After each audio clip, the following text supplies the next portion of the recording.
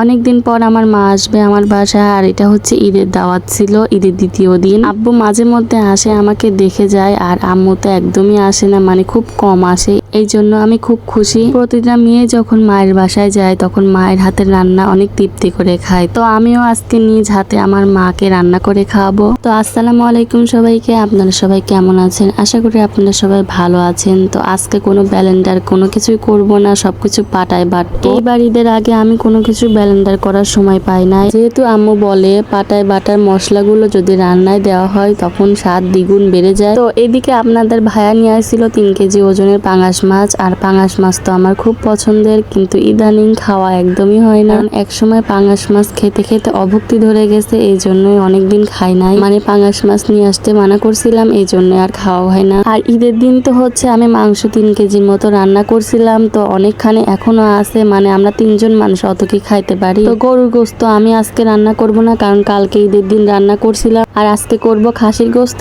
পাঙাশ মাছ, ডাল আর সেমাই। তো সকাল সকাল রান্না করব, কারণ আজকে অনেক গরম পড়তেছে। তো মাছগুলো আমি ভালোভাবে ধুয়ে মশলা দিয়ে মাখায় রাখবো। আর এখানে আমি ডাল রান্না করব একদম সহজ পদ্ধতিতে। প্রথমে ডালটা ভালো করে ধুয়ে প্রেসারের মধ্যে মরিচ আর পানি দিয়ে ভালোভাবে সেদ্ধ করে নিব। আমি বেশিরভাগ জিনিস প্রেসারের মাধ্যমেই করি। এখানে খাসির গোস্ত রান্না করতেছি, কারণ আম্মু গরুর গোস্ত খায় না, এজন্য একটু খাসির গোস্ত রান্না করলাম। আর এখানে দেখেন ডালটাও একদম গলে গেছে। যদি চুলার পর দিয়ে রাখতাম অন্যভাবে তখন অনেকক্ষণ ওয়েট করা লাগতো, তো প্রেসারে দেওয়ার জন্য তাড়াতাড়ি হয়ে যায়। ডালটা আমি একটা পাতিলের মধ্যে রেখে দিলাম, আর আম্মু বলতেছে এই আমটা দাও। তো আমি এখন আমটা কেটে দেখি পেকে গেছে, তাই আর আমটা দিলাম না, কারণ আম ডাল সবাই পছন্দ করে। তারপর এখন আমি পেঁয়াজ রসুন বেশি করে তেলের পর দিব, আর সাথে হচ্ছে ডালের সম্বারা আর জিরি দিব। তারপর সাথে একটা শুকনো মরিচও ছিঁড়ে দিছিলাম, কারণ আম্মুদের দেখে এগুলা দেয়, তাই আমিও দিলাম। মশলাগুলো সবকিছু ডালের উপর দিলাম, তারপর গ্যাসের উপর দিয়ে এখন ডালটা একদম উতলাই নিব। আমরা তো সবাই জানি ডাল রান্না একদম সহজ রান্না, তারপরেও আমি আরো সহজ করে রান্না করি,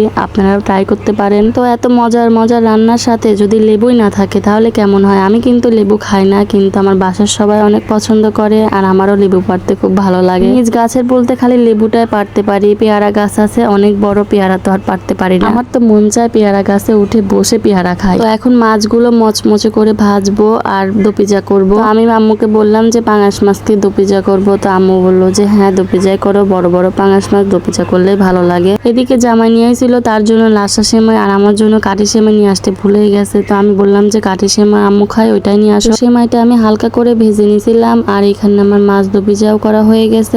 আর দুধ আমি অনেকক্ষণ ধরে জ্বালাইছিলাম, কারণ অনেকখানি দুধ আমি শুকাই অল্প করছিলাম। সেমাই ভাজতে গিয়ে সেমাই নিচে একটু লাল লাল হয়ে গেছিল, তাই কিছু সময় কালো কালো হয়ে গেছে। তো সবকিছু রান্না একদম শেষ হয়ে গেছে, এখন আম্মুদের আসার পালা। আমি অনেক তাড়াতাড়ি রান্না করে শেষ করে রাখছি, কারণ আম্মুরা আসলে যাতে আমি তাদের সময় দিতে পারি বেশি করে, কারণ এখন কাজ করতে গেলে আম্মুদের সময় দিতে পারবো না। তো আমার রান্নাগুলো দেখতে কেমন হয়েছে? দেখতে কিন্তু অনেক সুন্দর হয়েছে মাশাআল্লাহ, খাইতেও অনেক ভালো হয়েছে। আমার আব্বু বললো অনেক ভালো হয়েছে, সবাই প্রশংসা করছে। তো আম্মু বললো যে আগে আব্বুকে খাইতে দাও, আব্বুর অনেক কাজ আছে, আব্বু খেয়ে চলে যাবে। তো আব্বু চলে যাওয়ার পর আমরা সবাই মিলেমিশে একসাথে বসে খাইছিলাম। তো এটা ছিল ঈদের দ্বিতীয় দিনের ব্লগ। তো সবাই পাশে থাকবেন, নেক্সট ভিডিওতে আবার দেখা হচ্ছে। আল্লাহ হাফেজ।